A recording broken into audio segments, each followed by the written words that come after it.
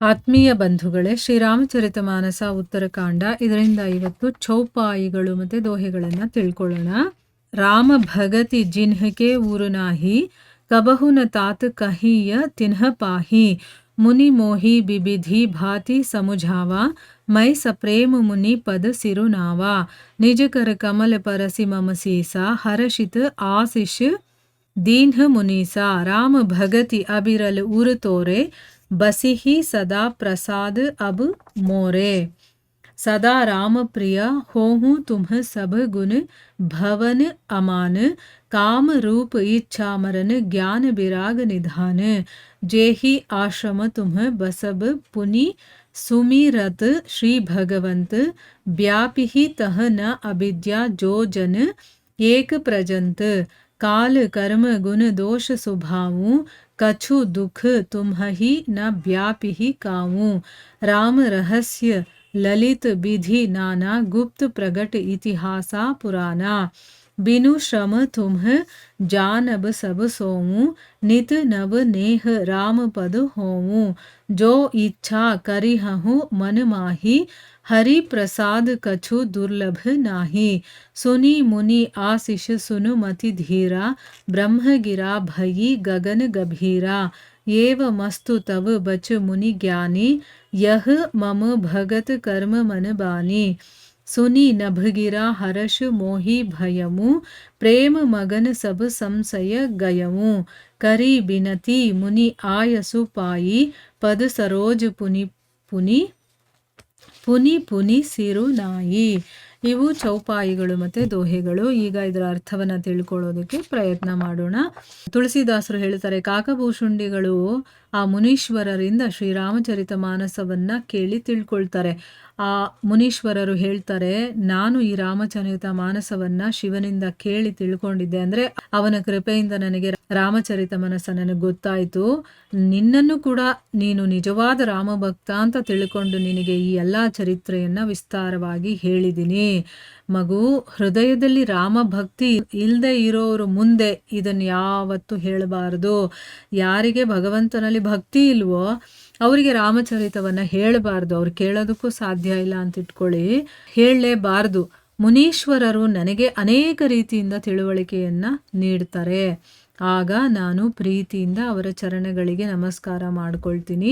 ಮುನೀಶ್ವರರು ತಮ್ಮ ಕರಕಮಲವನ್ನು, ಅಂದರೆ ತಮ್ಮ ಹಸ್ತವನ್ನು ನನ್ನ ತಲೆ ಮೇಲೆ ಇಟ್ಟು ತುಂಬ ಸಂತೋಷದಿಂದ ನನ್ನ ಕೃಪೆಯಿಂದ ನಿನ್ನ ಹೃದಯದಲ್ಲಿ ಸದಾ ಕಾಲ ಶ್ರೀರಾಮ ಭಕ್ತಿ ಪ್ರಗಾಢವಾಗಿರಲಿ ಅಂತ ಆಶೀರ್ವಾದ ಮಾಡ್ತಾರೆ ಮತ್ತು ಹೇಳ್ತಾರೆ, ನೀನು ಯಾವಾಗಲೂ ಶ್ರೀರಾಮನಿಗೆ ಪ್ರೀತಿ ಪಾತ್ರನಾಗಿರು, ಕಲ್ಯಾಣ ಗುಣಧಾಮನು, ಅಮಾನಿಯೂ, ಕಾಮರೂಪಿಯೂ, ಇಚ್ಛಾಮರಣಿಯೂ, ಜ್ಞಾನ ವೈರಾಗ್ಯದ ಭಂಡಾರನೂ ಕೂಡ ಆಗಿರು ನೀನು ಅಂತ ಹೇಳ್ತಾರೆ. ಅಂದರೆ ಅವ್ರು ಯಾವಾಗ ಬೇಕೋ ಅವಾಗ ಸಾಯ್ಬೋದು, ಅಂದರೆ ಇಚ್ಛಾಮರಣ ಅವ್ರಿಗೆ ಕೊಡ್ತಾರೆ, ಮತ್ತು ಜ್ಞಾನ ವೈರಾಗ್ಯದ ಭಂಡಾರ ಆಗಿರು ಅಂತ ಕೂಡ ಹೇಳ್ತಾರೆ. ಇಷ್ಟೇ ಅಲ್ಲ, ಭಗವಂತನ ಸ್ಮರಣೆಯನ್ನು ಮಾಡ್ತಾ ನೀನು ವಾಸ ಮಾಡುವಂಥ ಆಶ್ರಮದ ಸುತ್ತಲೂ ಕೂಡ 1 ಯೋಜನೆಯವರೆಗೂ ಕೂಡ ಮಾಯಾ ಮೋಹ ಸುಳಿದೇ ಇರಲಿ, ಅಂದರೆ ಅವಿದ್ಯೆ ಅನ್ನೋದು ನಿನ್ನ ಪಕ್ಕ ಕೂಡ ಸುಳಿಬಾರ್ದು. ನಿನ್ನ ಪಕ್ಕ ಅಲ್ಲ, 1 ಯೋಜನೆಯ ದೂರ ಸುತ್ತಲೂ ಕೂಡ ಇರೋದಿಲ್ಲ ಅಂತ ಹೇಳ್ತಾರೆ. ಕಾಲ, ಕರ್ಮ, ಗುಣ, ದೋಷ, ಸ್ವಭಾವಜನಿತ ದುಃಖಗಳು, ನಮ್ಮಲ್ಲಿ ಏನು ಸ್ವಭಾವ ಇರುತ್ತೋ ಅದರಿಂದ ಬರುವಂಥ ದುಃಖಗಳು ಕೂಡ ನಿನ್ನನ್ನು ಆವರಿಸೋದಿಲ್ಲ. ಇತಿಹಾಸ ಪುರಾಣಗಳಲ್ಲಿ ಶ್ರೀರಾಮ ರಹಸ್ಯ ಕೆಲವು ಕಡೆ ಗುಪ್ತವಾಗಿದೆ, ಕೆಲವು ಕಡೆ ಪ್ರಕಟವಾಗಿದೆ. ಆಯಿತಾ? ಇತಿಹಾಸ ಪುರಾಣ ನಾವು ಓದಿದ ತಕ್ಷಣ ನಮಗೆಲ್ಲ ಅರ್ಥ ಆಗೋದಿಲ್ಲ, ಯಾಕಂದರೆ ಕೆಲವೊಂದು ಕಡೆ ನಮ್ಗೆ ಅರ್ಥ ಆಗೋ ರೀತಿ ಇರುತ್ತೆ, ಕೆಲವೊಂದು ಕಡೆ ಅದೆಲ್ಲ ಗುಪ್ತವಾಗಿರುತ್ತೆ. ಅದೆಲ್ಲವೂ ಕೂಡ ಯಾವ ಪರಿಶ್ರಮನೂ ಇಲ್ಲದೆ ನಿನಗೆ ಕರತಲಾಮಲಕವಾಗುತ್ತೆ. ಈಗೇನಾಗುತ್ತೆ ಅಂದರೆ, ಈಗ ಇತಿಹಾಸ ಪುರಾಣಗಳನ್ನು ನಾವು ಓದ್ತಾ ಇರಬೇಕಾದ್ರೆ ಕೆಲವೊಂದು ಅರ್ಥ ಆಗುತ್ತೆ, ಕೆಲವೊಂದು ಅರ್ಥ ಆಗಲ್ಲ. ಆದರೆ ಅಂಥ ಗುಪ್ತ ವಿಚಾರಗಳೆಲ್ಲವೂ ಕೂಡ ನಿನಗೆ ಪರಿಶ್ರಮನೇ ಇಲ್ಲದೆ ನಿನಗೆ ಅದು ಎಲ್ಲ ಅರ್ಥ ಆಗೋ ರೀತಿ ಆಗಲಿ. ಅಂದರೆ ಕರತಲಾಮಲಕವಾಗೋದು ಅಂತಂದರೆ ಸಾಮಾನ್ಯವಾಗಿ ಈಗ ABCD ಅಂದರೆ ನಮ್ಗೆ ಎಷ್ಟು ಚೆನ್ನಾಗಿ ಗೊತ್ತಿದೆ ಅಲ್ವಾ, ಅಷ್ಟು ಈಸಿಯಾಗಿ ನಿನಗೆ ಅರ್ಥ ಆಗಲಿ ಅಂತ ಅರ್ಥ. ಶ್ರೀರಾಮನ ಚರಣಕಮಲಗಳಲ್ಲಿ ನಿನ್ನ ಅನುರಾಗ ಅನ್ನೋದು ನಿತ್ಯ ನೂತನವಾಗಿ ವೃದ್ಧಿಯಾಗಲಿ. ಈಗ ನಾವು ಐಹಿಕದಲ್ಲಿ ಏನಾದರೂ ಒಂದು ಕೆಲಸ ಅಥವಾ ಯಾರನ್ನಾದರೂ ಪ್ರೀತಿಸ್ತೀವಿ ಅಂತ ಇಟ್ಕೊಳ್ಳಿ, ಆ ಒಂದು ಪ್ರೀತಿ ಅನುರಾಗ ಅನ್ನೋದು ಪ್ರತಿದಿನ ದಿನ ದಿನ ಕಡಿಮೆ ಆಗ್ತಾ ಬರುತ್ತೆ. ಆದರೆ ಇಲ್ಲಿ ಇವರು ಹೇಳ್ತಾ ಇರೋದೇನು ಅಂತಂದರೆ, ಆ ರಾಮನ ಚರಣಗಳಲ್ಲಿ ನಿನಗಿರುವಂಥ ಪ್ರೀತಿ ಅನುರಾಗ ಪ್ರತಿನಿತ್ಯ ನೂತನವಾಗಿರಲಿ, ಹೊಸದಾಗಿರಲಿ, ಅದು ಇನ್ನೂ ವೃದ್ಧಿ ಆಗ್ತಾ ಹೋಗಲಿ ಅಂತ ಹೇಳ್ತಾರೆ. ನಿನ್ನ ಮನಸ್ಸಲ್ಲಿರುವಂಥ ಎಲ್ಲ ಕೋರಿಕೆಗಳು ಕೂಡ ಶ್ರೀರಾಮನ ಕೃಪೆಯಿಂದ ಸುಲಭವಾಗಿ ಸಿಗುತ್ತೆ.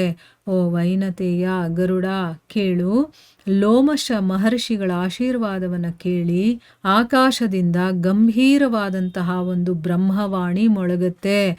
ಓ ಜ್ಞಾನಿ ಮುನಿಯೇ, ನಿನ್ನ ವಚನಗಳು ಸತ್ಯವಾಗುತ್ತೆ. ಇವನು ಮನೋವಾಕ್ಕರ್ಮಗಳಿಂದ ನನ್ನ ಭಕ್ತನು ಅಂತ ಆ ಆಕಾಶವಾಣಿ ಹೇಳುತ್ತೆ. ಆಕಾಶವಾಣಿಯನ್ನು ಕೇಳಿ ನಾನು ತುಂಬ ಸಂತೋಷಪಟ್ಟೆ. ಶ್ರೀರಾಮನ ಪ್ರೇಮದಲ್ಲಿ ನಿಮಗ್ನನಾದೆ. ನನ್ನ ಸಂದೇಹಗಳೆಲ್ಲ ತೊಲಗೋಯ್ತು. ಆಮೇಲೆ ಮುನಿಗಳ ಅಪ್ಪಣೆಯನ್ನು ಪಡೆದು ಅವರ ಚರಣಗಳಿಗೆ ಮತ್ತೆ ಮತ್ತೆ ನಮಸ್ಕರಿಸಿ ಹರ್ಷ ಮತ್ತು ಉಲ್ಲಾಸದಿಂದ ನಾನು ಈ ಆಶ್ರಮಕ್ಕೆ ನಾನು ವಾಪಸ್ ಬಂದೆ ಅಂತಂದ್ಬಿಟ್ಟು ಕಾಕಭೂಷುಂಡಿ ಅವರು ಹೇಳ್ತಾರೆ. ಅವರಿಗೆ ಹೇಗೆ ಆ ಕಾಗೆ ಜನ್ಮ ಸಿಕ್ತು ಮತ್ತು ಅವ್ರಿಗೆ ಎಲ್ಲ ಜನ್ಮಗಳ ನೆನಪು ಮತ್ತು ಈಗ ಅವರು ಅಲ್ಲಿದ್ದಾರಲ್ಲ, ಅದು ಎಲ್ಲವೂ ಕೂಡ ಡೀಟೇಲ್ ಆಗಿ ಅವರು ವಿವರಣೆಯನ್ನು ಮಾಡಿದ್ದಾರೆ. ಈ ರೀತಿ ಅವರು ತಮ್ಮ ಕಥೆಯನ್ನು ಹೇಳ್ತಾ ಇದ್ದಾರೆ. ಸೊ ಈಗ ಆಕಾಶವಾಣಿ ಕೂಡ ಅದಕ್ಕೆ ತಥಾಸ್ತು ಅಂತ ಹೇಳ್ತು. ಅಂದರೆ ಭಗವಂತ ಅದಕ್ಕೆ ಒಪ್ಪಿಗೆಯನ್ನು ಕೊಟ್ಟಿದ್ದಾನೆ. ಯಾಕೆ ಅಂದರೆ ಇವನು ನನ್ನ ಭಕ್ತ. ಮನೋವಾಕ್ಕರ್ಮಗಳಿಂದ, ಬರೀ ಹೇಳೋದಷ್ಟೇ ಅಲ್ಲ, ಮಾಡೋದ್ರಲ್ಲೂ ಆಯಿತಾ, ಮನಸ್ಸಿನಿಂದನೂ ಎಲ್ಲ ರೀತಿಯಿಂದಲೂ ಕೂಡ ಇವನು ನನ್ನ ಭಕ್ತ ಅಂತ ಹೇಳಿದಾಗ ನನಗೆ ಅಷ್ಟರಲ್ಲೆಲ್ಲ ನನ್ನಲ್ಲಿ ಏನೇನು ಸಂದೇಹಗಳಿತ್ತೋ ಎಲ್ಲವೂ ದೂರ ಆಗಿತ್ತು. ಸೊ ಅದಕ್ಕೆ ನಾನು ಮುನಿಗಳ ಅಪ್ಪಣೆಯನ್ನು ಪಡೆದು ನಾನು ವಾಪಸ್ಸು ಈ ಆಶ್ರಮಕ್ಕೆ ಬಂದೆ ಅಂತ ಹೇಳ್ತಾರೆ. ಮುಂದುವರೆದೇನಾಗುತ್ತೆ ಅಂತ ನಾವು ಮುಂದಿನ ಭಾಗದಲ್ಲಿ ತಿಳ್ಕೊಳ್ಳೋಣ. ಹರೇ ಕೃಷ್ಣ.